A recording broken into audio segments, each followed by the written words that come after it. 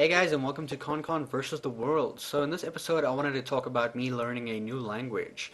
So yeah, I'm learning Japanese ever since my love of anime. I've been inspired to learn this new language, Japanese. As a kid, I always thought that Japanese was like one of the most difficult languages to learn, and it would be impossible for anyone to learn. But it's actually pretty easy in a way. It has a lot of memorizing work, but I mean any language has a lot of memorizing. So basically, there's three alphabets: hiragana, katakana, and kanji. Hiragana and katakana are pretty easy to memorize. It takes about like a week or so to just memorize those alphabets.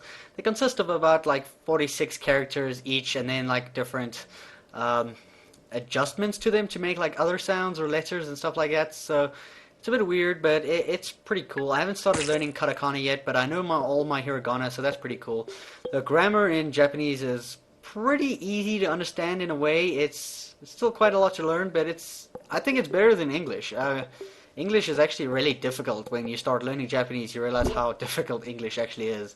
There's so many things that are so complicated and like unnecessary. Like words like which is which. Like they all sound the exact same and they all have different meanings. Like seriously, it's kind of confusing in English. Actually, they don't all have the exact same spelling, but they all sound the same. But yeah, so what are they called? Some type of words. I don't remember properly. Anyway, so yeah, I'm learning Japanese and it's going great. I plan on learning it for the like next few years, like maybe for like 5, 6 years, as long as it takes. So yeah, I'm not gonna just hope I learn a language like basically overnight, which is impossible.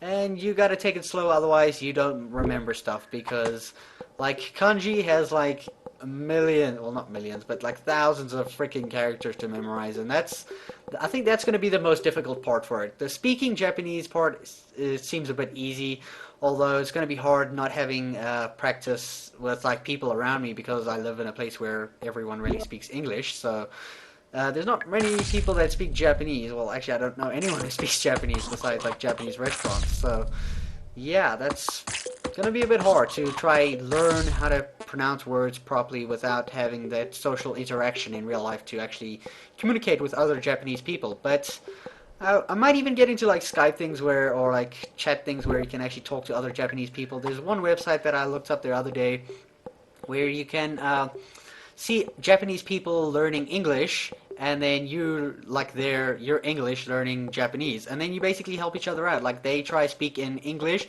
while like typing, and then you like correct them all their mistakes, their grammar, everything, and then you like reply in Japanese, like with a new kind of like thing or something like that, just to get that practice with like someone from that language, so you can actually get a more in-depth learning, yeah, from that kind of perspective.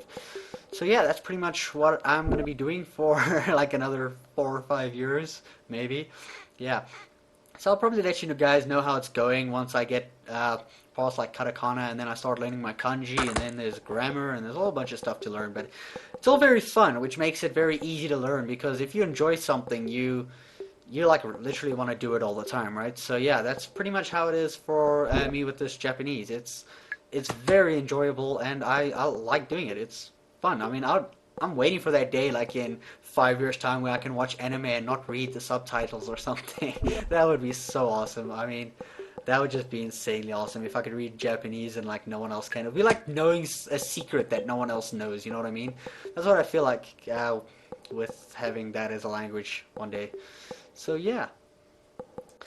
On the topic of learning or studying, I write my Photoshop Adobe Certified Associate exam on Monday, if I didn't mention that before, which I think I have, but I'm not sure. But yeah, so you gotta know a difference between learning and memorizing and stuff like that.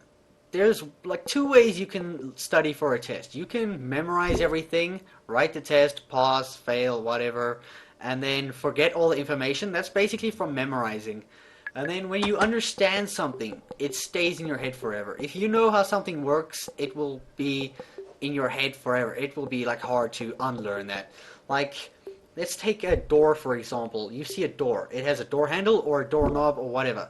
Because you know it's a door, you know which way to turn it, and you know how it opens. You know what its function is. So no matter what door it is, you'll figure out how to open it very easily in a way. Same with a pen. Like you get clicking ones, get ones with the lid, you get ones with the clicking thing on the side, and either way, when you get pens like that, you know what it's supposed to do. You didn't memorize or study to study what it did. I mean, like seriously, who studies how a pen works or a door? You just understand, and once you understand something, it stays in your head. So what I'm trying to say is that it's better to try and understand something than to memorize it, because once you memorize it, you might have to memorize it again later, once again, if you write a similar test, and then eventually it gets to a point where you have to memorize too much, and that's very hard to do. So try understand things.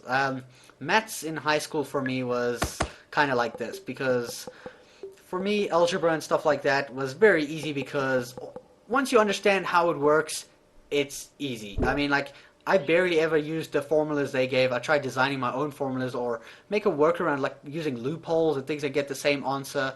Like, instead of a 15-line answer, I'd come up with something that was 2 lines and still get the same amount of marks for it because it was the same answer, essentially. So yeah, that's basically what I'm saying, is just try understand what you're doing and not memorize it just for the sake of trying to like remember it off of your head in a specific like a speech, for example. You can't just read a speech, which we all want to do most of the time. I can agree with you guys there that I would want to read a speech. I would hate to have to memorize it all. But you have to understand what you're saying in order to be able to get your points across and reach the audience, essentially. So basically, you gotta just understand stuff. So it's as simple as that. Just understand how something works. If your teacher can't do it, which probably most of them can't, but you get teachers that make you understand things. But yeah, so most of the time you'll need to figure out a way to understand it in your kind of head. Like how when they say, write this in your own words on a test or something, or write this in your own words, blah, blah, blah, write that in your own words, write how this works in your own words. This is basically to show that you understand the thing and you're not just memorizing what's in the textbook, which you're going to probably forget the next day. So that's kind of the whole point of school and education. They want you to understand stuff. So see you guys. Bye.